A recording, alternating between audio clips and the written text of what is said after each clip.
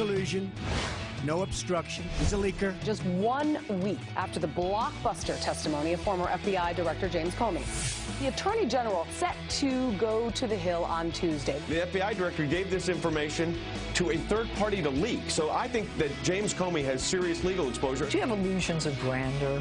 You spend a lot of time talking about your emotions. Makes me mildly nauseous. That gave me a queasy feeling. That's why I was so uneasy. I was so stunned. Were your feelings hurt, Jim? Man, are you dramatic. 3 Army Rangers shot and killed in Afghanistan, the same area where the military dropped the so-called mother of all bombs. When heroes fall, Americans grieve. Our armed forces are in the fight. They're taking the fight to terrorists on our terms, on their soil.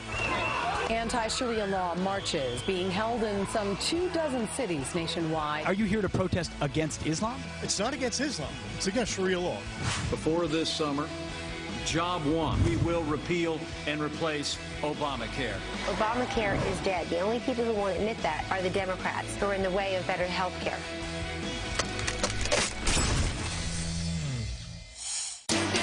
With our doctor, Nicole Saphier. Which was a contest that I won, by the way. You did. We did Summer Myths, True or False. Is drinking out of a garden hose safe? And she said, no, it actually has bacteria and I said lead. it's totally safe. That's right, and I was accurate. And you said, I would never let my kids do that. I No, wouldn't let them drink for out the of... record, I never said that I don't let my children do it, but I knew the answer that it is considered by doctors unsafe. Well, And really. yet, the rest of America's been drinking out of a garden hose forever. Forever. So I did too, but you should see the tweets. And the emails. Kurt wrote us an email this morning. He said, your segment, your safety segment, was full of political correctness. Amen. I've been eating barbecue and drinking out of a garden hose for 74 years, and I'm in the best health of my entire life. You did not have a helicopter mom. Right. And as I said, literally yesterday, I grilled out and drank out of a garden hose. To be clear, the grilling out part is the doctor said that can be problematic. Lead. So anyway, America, everything in small doses. Everything is dangerous this summer. Just stay inside. Stay inside, lock your doors, and come back in September. Just for all of your beverages, don't drink out of a garden hose all day. Or just go get a glass of water in the kitchen. So keep the tweets coming if you don't mind. We love it. Yeah, we're going to talk some politics because we've got a lot to get to this morning because actually some news overnight. And Attorney General Jeff Sessions, whose name kept coming up during the James Comey testimony, we kept hearing from James Comey on his side of this whole story. Just one of the many people Comey was throwing under the bus. Saying, look, I wouldn't talk to him. I knew that he was probably biased. I wasn't going to talk to him because he was going to need to recuse himself. He wasn't supposed to leave the room. This is Comey in the testimony saying he shouldn't have left the room when the president wanted to meet with me to talk about General Flynn.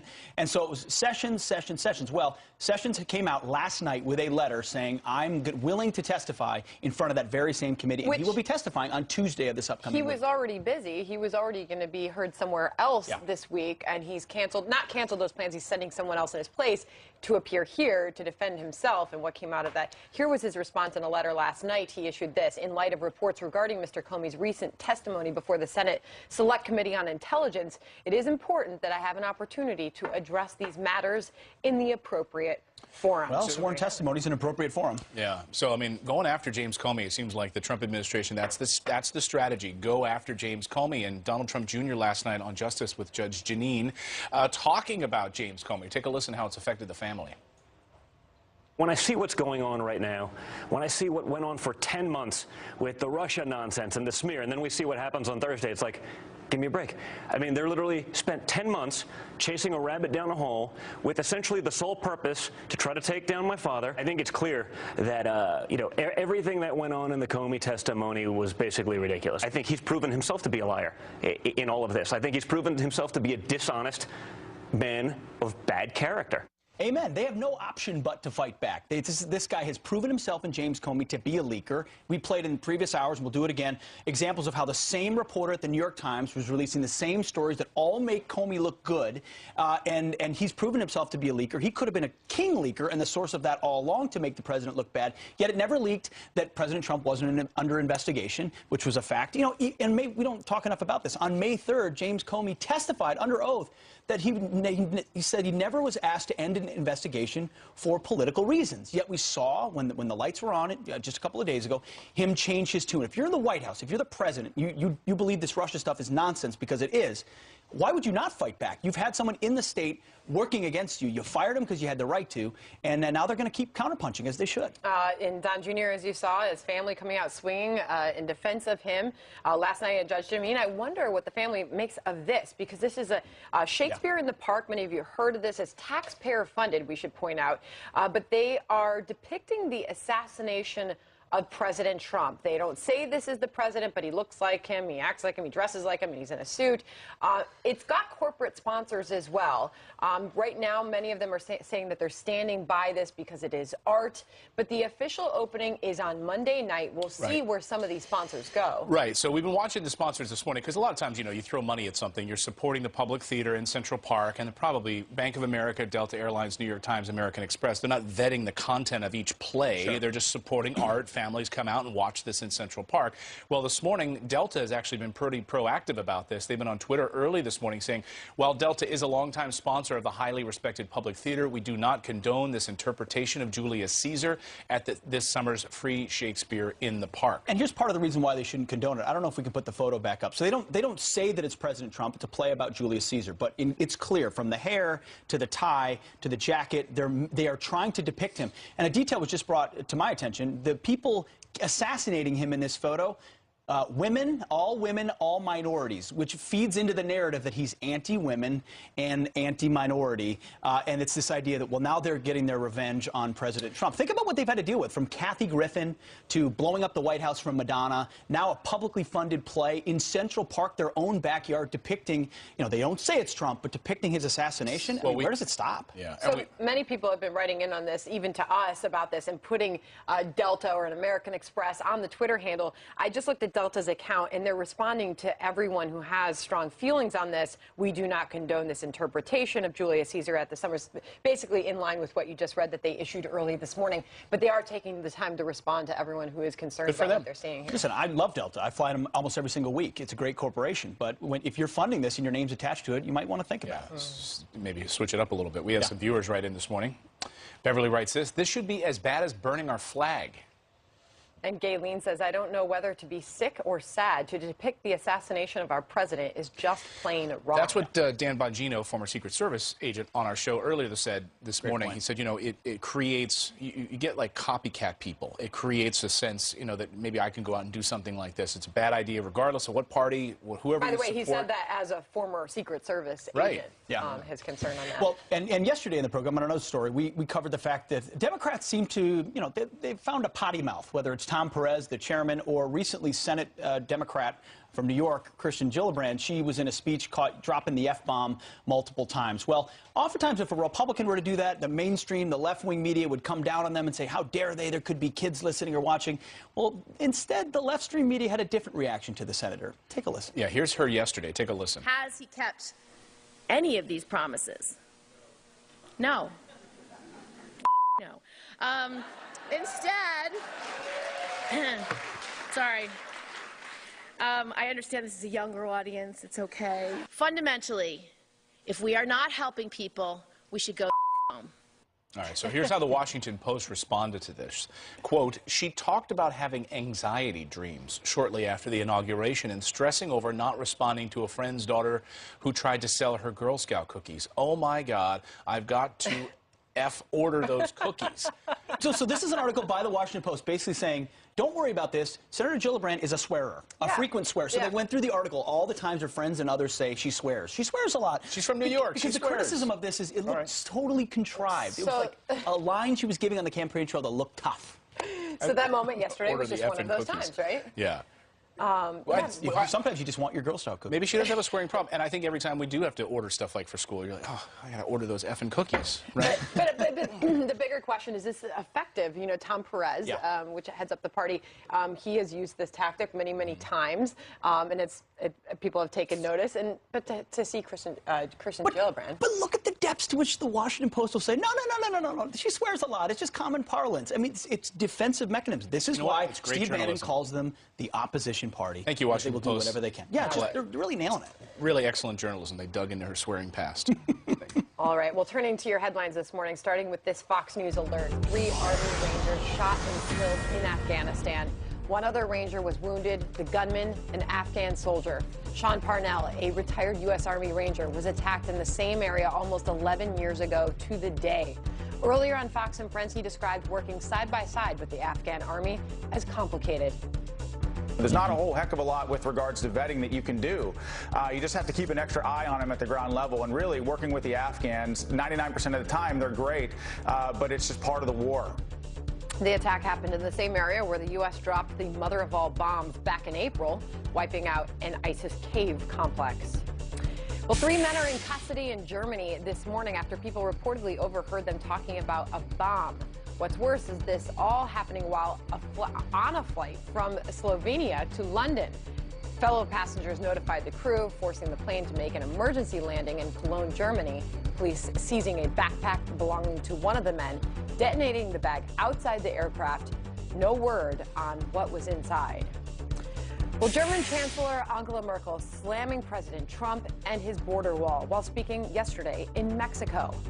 Merkel addressing an immigration in a panel saying, quote, obviously the main reason for people leaving must be addressed on site first, which means that putting up walls and cutting oneself off will not solve the problem. The German leader is in Mexico attending a business event with the country's president. And television icon Adam West, TV's original Batman, has passed away. Holy Globot! What's going on? The fiends, they've converted this boy into a gigantic magnet. It's got us by the metallic objects in our utility belts. West played the Caped Crusader for all 3 seasons of the late 1960s show. He continued to appear in TV programs and movies after the show ended. He died Friday after a brief battle with leukemia. Tributes now pouring in from the entertainment world this morning.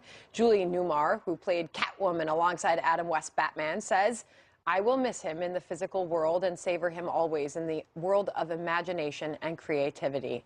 And Val Kilmer, who played Batman in Batman Forever, tweeting, ah, dear Adam West, he was always so kind when we met. A real gent. Once when I was a kid, we found ourselves in front of the Batmobile. I got in. Adam West was 88 years old. He loved playing Batman, too. All right, those are your headlines this morning. All right. Well, now that Attorney General Sessions is ready to testify, where does the Russia probe, the so-called Russia probe, go from here? Chris Wallace here to discuss next.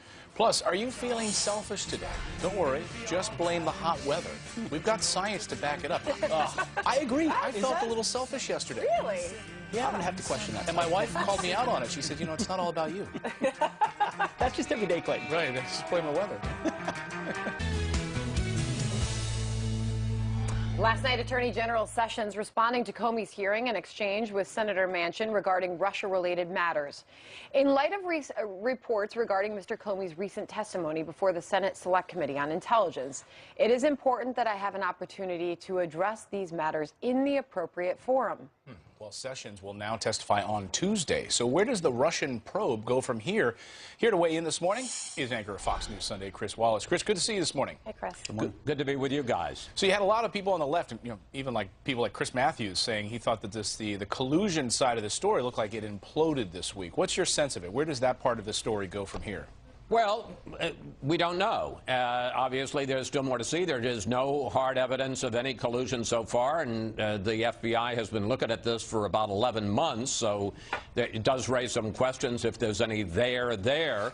But we'll find out a good deal from James Comey. First of all, he'll be asked about what James Comey, well, from Jeff Sessions, about what James Comey had to say.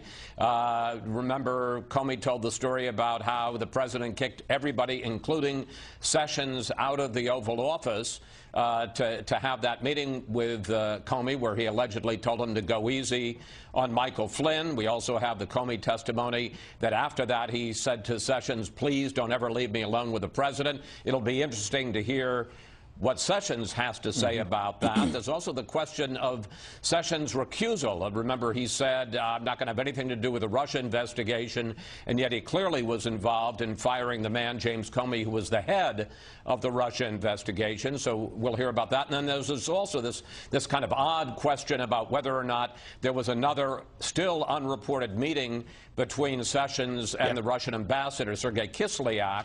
Maybe we'll get some clarity on that as well. This won't be the end of the investigation, but it'll certainly be another step forward. So, Chris, rather, there little evidence has been shown that there's collusion with Russia, but whether it was the unmasking or the new revelations about Loretta Lynch pressuring Comey, or now that we know that Comey himself was a leaker potentially multiple times, could the investigation or the discussion move in those directions instead of the Russia investigation, which has proven to be pretty much a nothing burger? Well, I certainly wouldn't say it's a nothing burger. I think we have to see where it goes. Among other things, we still haven't heard from Michael Flynn, and he's one of the key figures in all of this. He was the one who had the most contacts with Russia. He's the one who got paid by Russia. I certainly would like to hear from him before I say it's over. But you're quite right. There are other elements. There was some collateral damage that came out of Comey's testimony.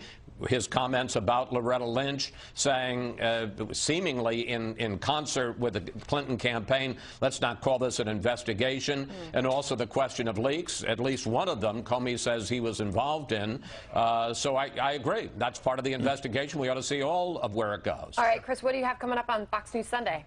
Well, we're going to be talking to one of the members of the Senate Intelligence Committee, Jack Reed, who will be hearing from Jeff Sessions on Tuesday. Be interesting to hear what he wants to hear from the Attorney General. And we're also going to talk to the chair of the Republican Party, Ronna McDaniel.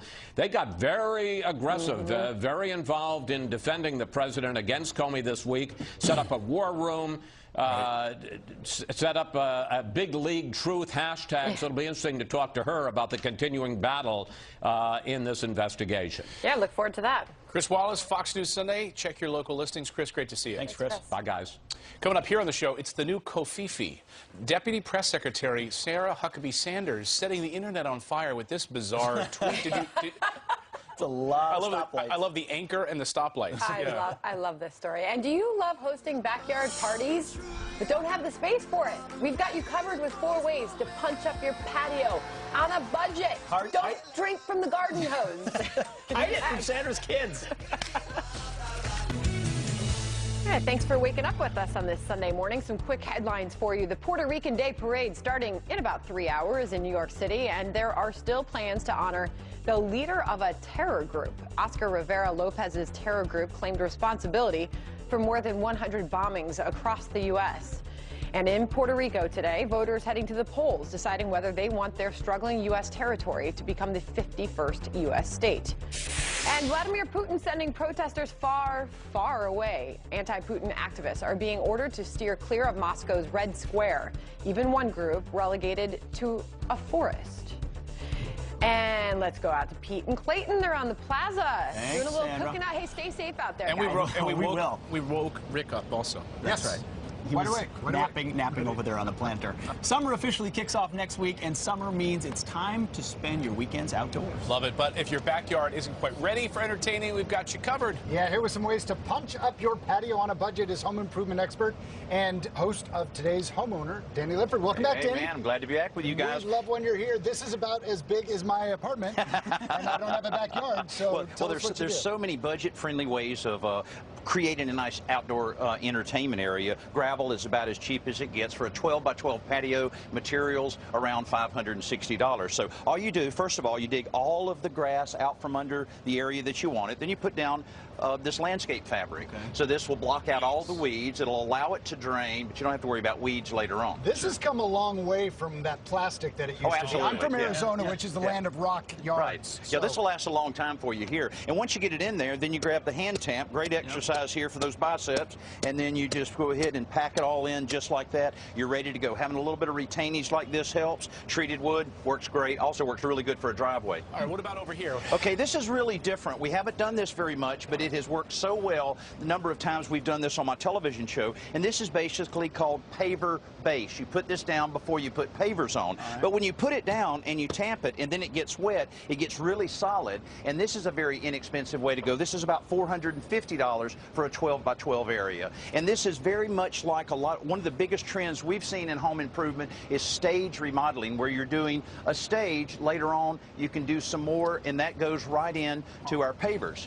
So once you have your base down, then you can come back with the sand, and this is readily available in bags from Pavestone. You put it down, tamp it, then they have a variety of pavers that you can create your own patio. And the thing about it depends on your budget and your time that you have, that you can do a 12 by 12 patio, later add another 12 by 12. You can fill up the whole backyard if you want, but this is a very inexpensive way to go. Now the 12 by 12 area, you're up to around $1,560. If you want to get a little more creative, this Quikrete, how do you do this? Well, look at this. This is called Walk Maker, and there's a variety of different styles that are available here. So basically, you're just putting this down. Now, this has some stain in it. This stain is really cool that you can make it just about any color you want. This color is buff colored, and you can take one of these, and within minutes, you're able to pull it right up, and you can keep making it go. So it's all concrete, you're just making it... That's all you're doing, individual pieces like something this. I could maybe actually kind of do.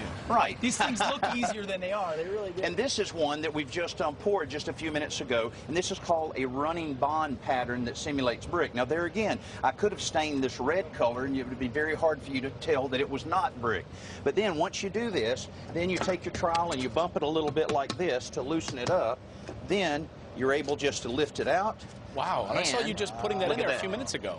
Holy smokes. Now, and then what you're able to do, you don't have to buy a lot of these forms. You just buy 2 of them. They only cost about 18 bucks. And then you can do another pattern there, another one there, and create as big of an area, sidewalk, anything you want. The great Danny Lipford. Great to see you this morning. Always good to see you guys. Great stuff. Great tips. Thank you. All right. Sandra, back to you. Some nice home improvement tips outside. Thank you, guys. Well, you may have heard there was a rash of hateful, racist, anti-Muslim protests happening yesterday. Well, maybe not. Are you out here protesting against Islam or against Sharia law? Against Sharia law. I have nothing against Islam. Pete Hegseth hit the streets to get the real story, to hear from the protesters themselves. That's coming up next. Plus, it's the movie based on the true story of a Marine and her dog. Is Megan Levy worth your money? Kevin McCarthy's review is next.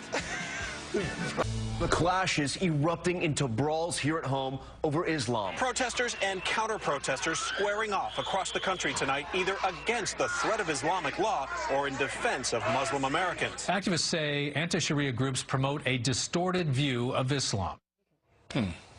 Well, many in the media portrayed yesterday's nationwide protests against Sharia law as a protest against Islam, but that doesn't paint an accurate picture. Pete spoke to some of those protesters. Pete? Yeah, there were protests in 28 cities yesterday. One of them was in Foley Square here in New York City, so we jumped down there to talk to protesters, because oftentimes you get this glaze-over view of why people are doing things. Oh, they must be anti-Muslim, whatever it is. Instead, we just let them speak for themselves, and we walked down and interviewed them. Take a listen. Today there's a protest going on to protest Sharia law, which is an extreme version of Islam. I don't think that killing people or mistreating women is a religion. So you're not out here, are you out here protesting against Islam or against Sharia law? Against Sharia law. I have nothing against Islam. I want to make sure that we're aware of everything that Sharia is, everything extremist Islam stands for, and we're aware of the dangers. Are you here to protest against Islam? It's not against Islam. It's against Sharia law. Every radical Islam comes from their law. I mean, do we have to stop that already? America had to be strong about this. It's not about being against Muslims. It's just being against the ideology of, I guess, murdering homosexuals and treating women as a second-class, maybe under a second-class citizen, just dehumanizing. Over in Britain, they were just frogs boiling in water, and now they're dead. Critics will say that you're anti-Muslim. Are you anti-Muslim? Absolutely not. Absolutely not. I think what needs to happen really is a reformation of the religion from the inside, and I feel like that needs to start with Muslims. So we need Muslims. The fact is that none of these people would want to kick out Muslims from this country. That's not what we're about here. At least that's my understanding of America. All right, so you got the real story. Yeah, I found a lot of patriots who were talking about the Constitution had a far more knowledgeable and nuanced view of things than the media paints them.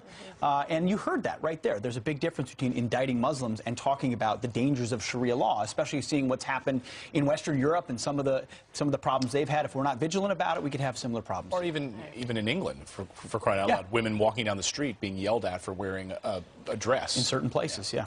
All right, thank you for doing that, Pete. All right, well, turning to your headlines this morning, pandemonium. That's how one London first responder is describing the scene following last week's deadly terror attacks. It was almost pandemonium. You know, people were running. I could see somebody was injured on the floor. At that point, there were still lots and lots of shots ringing out. I didn't know whether they were our chaps or the bad guys. Those bad guys eventually being shot and killed by police. 8 people were killed, dozens of others hurt in those attacks. An IndyCar race comes to a screeching halt after a gigantic wreck takes out 8 cars. Oh, there goes Alonso! That's the big one. That's the big one. Big crash.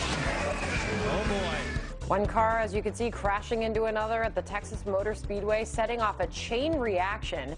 It took about a half hour to clear the debris off the track. All of the drivers are okay. The internet going nuts over this tweet from Sarah Huckabee Sanders. It is filled with emojis, including traffic lights and anchors, but no actual words in the entire tweet. Sanders clearing up all the mystery, saying her 3-year-old got a hold of her phone, but the tweet drawing an alarming amount of vitriol and hate. David writing, this is the most coherent statement to come from the Trump administration.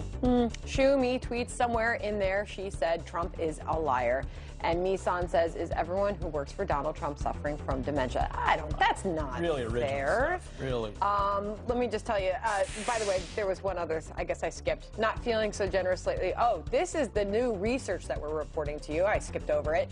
The hotter it gets, the more unlikely it is for someone to help another person out.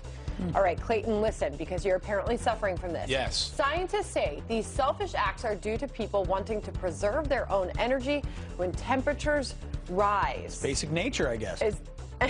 Rick Reichmuth, who's reporting on the hot weather today. Are we going to see a whole lot of selfish acts today? We are. Like the eastern 2/3 of the country is baking right now. Baking for this time of year, like everybody's into the 90s. But don't you think it's probably like heat and cold? Yeah, like you know, if it's cold super cold or super hot, you got to get where you're going. You're just kind of annoyed. You're just like, you know. You yeah. Do you feel less generous when it's hot outside? Yes. No? You feel generous. You're going to let me play with this, right? Oh, I got it. You're so See? He proved the theory wrong. Kids always do. Tell him thanks for coming to the show. Oh, he can barely see you over the barrier there. I know. It's okay. You can have it back. Do you know how to use a fidget spinner? Rick doesn't know how to use a fidget spinner. I don't. This is my first one, guys. But so. All right, Rick. Well, thank you. Keep practicing your fidgeting. Warm weather causes selfishness, and you had a reaction to the emojis. A 3-year-old sometimes gets a hold of your phone, and they tweet out, and you can't get a hold of it. I'm fascinated that the 3-year-old managed to find the Easter Island statue face emoji. That's hard to find. Very good job. That's a smart 3-year-old. Yeah. Well, we got another story here. It's the emotional story that everyone is talking about.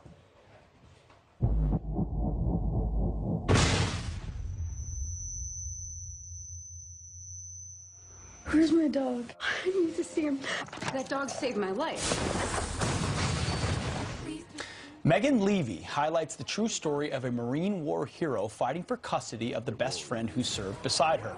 So is it worth your box office bucks? Here with his review is Fox News contributor and founder of NerdTears.com, Kevin McCarthy. Hey, Kevin. Hey, good morning, Sandra, Pete, and Clayton. Yeah, if you want to see a grown man cry, just put me in a movie theater, and I'll be watching this film. I was losing it. It is one of the most emotionally, films I've seen in a long time because it really does tell an amazing story about two incredible heroes, a young Marine corporal and her military combat dog, and it really tells this amazing story about Megan Levy, who did 2 tours in Iraq, and with her military combat dog Rex, and they were wounded by an IED, and she wanted to adopt Rex and bring him home to live the rest of his life. And it really is an incredible story. It's absolutely beautiful. The director really captures the setting very, very well. Two interesting things, by the way. The dog itself and the film was never trained as a military dog initially and in the actual movie world. And then also, the dog was searching for treats during the bomb sniffing scene. It's how they were able to pull that off. But I spoke to Kate Mara about the idea of being an actor, and do you get connected to the dog, and do you want to take the dog home with you after you're done filming the movie? Watch this. I'm assuming you got attached to the dog actor. Like, was there an element of like, I want to take this to court and actually adopt this dog? I had my 2 old dogs at home waiting for me, and I felt actually quite. It was hard because my dogs are usually on set with me, but we shot most of this movie in Spain. Yet I'm making a movie about the bond between a woman and her dog, and I felt like awful about it. But I think it probably helped my bond with with Rex, because I didn't have my dogs to go home to every night. Yeah, and I gave the movie a 4 out of 5. It's an incredibly inspiring film, and it definitely will make you cry. So definitely go see it, but bring some tissues for sure. And maybe you need some tissues for how bad The Mummy is. Yeah. Here's a movie I never thought why do we need another sequel, and this time with Tom Cruise? What's going on here? It's a great question. Listen, I like Tom Cruise in action movies. I love the Mission Impossible films, Edge of Tomorrow. This was a completely unnecessary reboot. They're basically restarting the Dark Universe, bringing back this character and Frankenstein, and there'll be a Frankenstein film eventually. This movie feels like a very, very mediocre theme park ride. It's not worth seeing. I gave it a 2.5 out of 5. Wait for that. Go see Megan Levy or Wonder Woman. Those are the 2 best films in theaters right now. Wonder Woman will blow your mind. Wonder Woman was an excellent movie. Well, with the heat and the forecast, an air-conditioned movie theater might be in a lot of people's plans. All right, thank you, Kevin. Thanks, Kevin. Have a great weekend. Thanks, Kevin. Got it. All right, still ahead. Drip, drip, drip. The White House leaks keep coming out, and it turns out they've all got something in common. Ed Henry joins us live to react at the top of the hour. Plus, many legal scholars say the president won't get impeached, but that hasn't stopped the mainstream media from running wild with impeachment headlines. There they are everywhere. Amy Holmes is here next to discuss. Good morning. The unimpeachable Amy Holmes. Hello. How are you? Well, legal scholar Jonathan Turley is putting to rest talks of impeaching President Trump, saying, I am perfectly willing to accept Comey's account in this hearing. However, even accepting those representations as true, they did not describe a crime or an impeachable offense. But this hasn't stopped the media from running with clickbait headlines, including these impeachment headlines. Here to discuss is political analyst with Rasmussen Reports, Amy Holmes. Nice to see you this morning. Hey, Amy. Good morning. Thanks for having me. So here are just a few of the clickbait headlines. When we say clickbait, these are the things that get you to click on a story. So we'll throw a couple of... Here's The Nation. They had this headline the other day. Congress has what it needs to impeach Trump. There was Newsweek. What happens if Trump gets impeached? And then Newsweek again. Trump impeachment calls surge. NPR, on and on and on. There's a bunch of other ones. So what's going on here? I think what you have here with the mainstream media is sort of the perfect marriage of bias and business, that you're seeing this anti-Trump bias that is also very good for business. More people are reading, more people are watching, I think in large part because they're really interested, obviously, in President Trump, and he's really great clickbait. But then you also have the bias where the media now, in its news stories, are talking about obstruction and impeachment, and they're not citing legal scholars that might contradict that view, like Alan Dershowitz, the professor from Harvard, who said, I don't see obstruction here. Jonathan Turley, he's a professor at George Washington University, said, I don't see impeachment here or obstruction either. And in fact, Mr. Turley, Professor Turley, he went so far as to say that maybe James Comey got himself in hot water during that testimony. Right. He never would have met privately with James Comey. And then we come to find, with some good reporting from Powerline Blog, the lawyers over there, that in fact,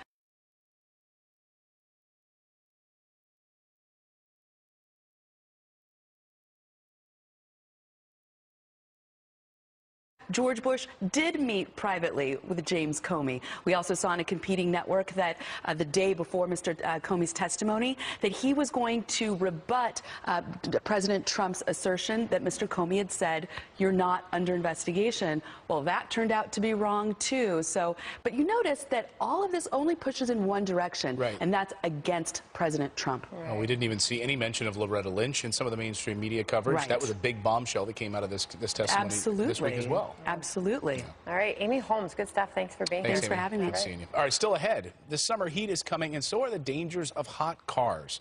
Do you know what to do if your child gets locked inside? We'll have the safety tips every parent needs to hear. That's next. And a big final hour on tap for you. The lineup, Ed Henry, Maria Bartiromo, and Rob O'Neill will be here live.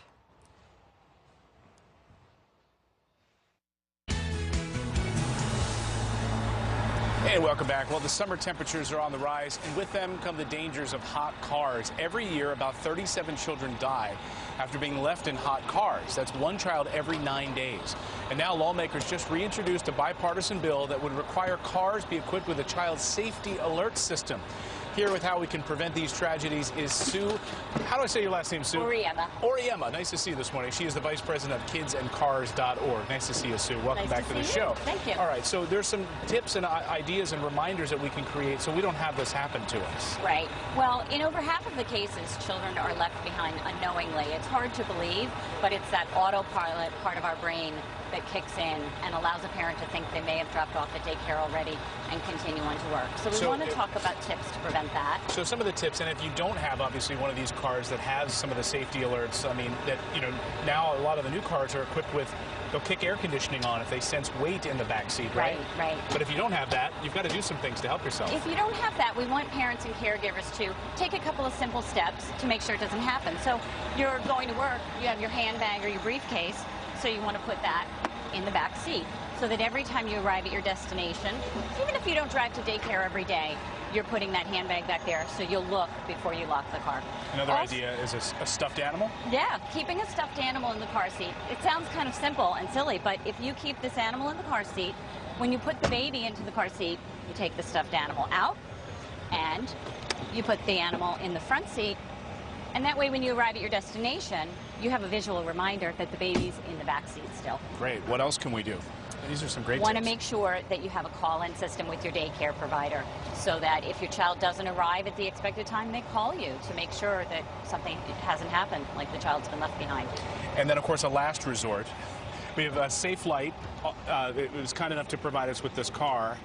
If you have to resort to the last thing, which is you see, you know, breaking through this window, how do you do that, and why would you do that? Right, because we have a couple of other scenarios where either a parent thinks it's okay to leave a child alone in a vehicle for just a few minutes, or that children have gotten in on their own and can't get out. If a child goes missing, always make sure to look in a car and in bodies of water.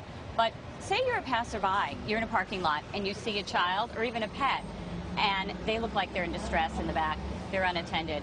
First thing, you want to call 911. Absolutely get the authorities on scene. But if you feel like you can't wait, you can break a window. And how much time does it take for something bad to happen? Well, within the first 10 minutes, the car can be well over 110 degrees. So I'd call 911, but I got to tell you, I'd be grabbing something to break this car, the window, as quickly as I can. What can you use to break a window? So, well, we have a tool called the Rescue Me tool. It's a window punch tool. It can go on your keychain. Great thing to have in your bag. It also can actually break the window from the inside out if you're ever trapped in your car. All right, show it. I'm going to put on some safety glasses here. If you're using this, if you don't have safety glasses like we do, you can use a pair of sunglasses or just your regular glasses. Cover your hands if you don't have gloves like we do today.